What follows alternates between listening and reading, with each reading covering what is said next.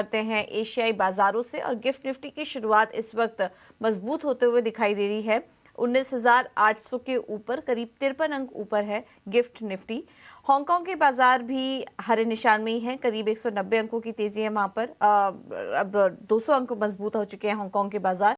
Korea के बाजार भी करीब 1% ऊपर। चीन के बाजार भी हरे निशान में। अगर जापान के बाजार को छोड़ दे तो सभी इंडाइसेस हरे निशान में ही कारोबार कर रहे हैं। तो इस वक्त अच्छे संकेत आ रहे हैं एशियाई बाजारों से, और ग्लोबल मार्केट से भी संकेत जो है वो ठीक ठाक ही हैं। हमने देखा कि कल यूएस के बाजार में शानदार तेजी देखने को मिली, और जो सहारा मिला वो टेक शेयरों से देखने को मिला। नैस्डैक में हमने देखा कि 22 महीने के ऊपरी स्तर पर कल नैस्डैक में कारोबार हुआ।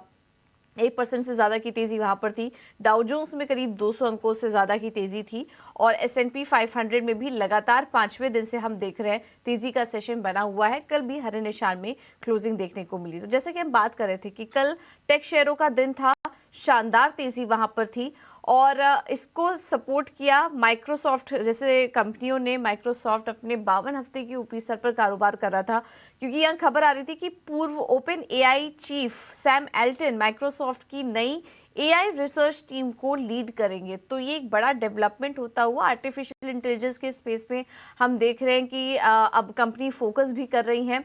तो ये एक बड़ी खबर थी, बड़ा पॉजिटिव था माइक्रोसॉफ्ट के लिए। वहां पर तेजी थी, और उसके बाद हमने देखा कि अन्य टेक शेयरों में भी तेजी देखने को मिली। नेविडिया के शेयर की अगर बात करेंगे तो वहां पर भी अनुमान से बेहतर नतीजा है। आउटलुक अच्छा था, जिसके चलते 2% की तेजी वहां पर भी थी, और उसके बाद अन्य आईटी कंपनियों में भी हमने सेंटिमेंट के लिहाज से काफी अच्छा दिन देखा। तो वहां से सपोर्ट मिला कर बाजारों को। बॉन्ड यील्ड्स स्थिर ही हैं 4.4% के पास, लगातार वहां पर नरमी बनी हुई है। तो यहाँ से भी एक सहारा मिल रहा है बाजारों को, और अच्छी तेजी बनी हुई है। आज हालांकि काफी इंपॉर्टेंट दिन होगा। फेड की जो बैठक हुई थी उसके मिनट्स आएंगे।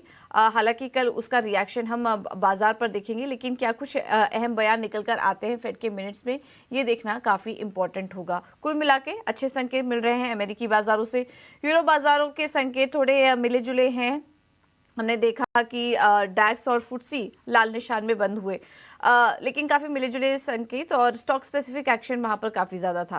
अब आते हैं कमोडिटी मार्केट की तरफ। तो कच्चे तेल में कल हमने तेजी देखी, क्योंकि अब ओपेक प्लस की बैठक पर नजर होगी, जो कि 26 नवंबर को होगी, और वहां पर बात माना जा रहा है कि ओपेक प्लस सप्लाई में कटौती का निर्णय ले सकता है। तो उस अनुमान से हमने देखा कि कच्चे तेल को एक सपोर्ट मिला निचले स्तरों से, और कल $82 के आसपास कारोबार करा था ब्रेंट क्रूड। 10 ईयर यील्ड्स और डॉलर इंडेक्स स्टेबल ही हैं, वहां पर 4.4% के पास 10 साल की यील्ड्स है। डॉलर इंडेक्स भी 103 के पास ही स्थिर ही दिखाई दे रहा है, और जिसके चलते सोने में हम देख रहे हैं कि लगातार जो तेजी है वो बनी हुई है। कल भी $1980 के लेवल्स हमने सोने में भी देखे। तो संकेत ठीक ठाक ही दिखाई दे रहे हैं विदेशी बाजारों से। तो भारतीय बाजारों के लिए भी हम कह सकते हैं कि आज क्यूज बेहतर मिल रहे हैं। एक बार एफआईआई और डीआईएस के आंकड़े भी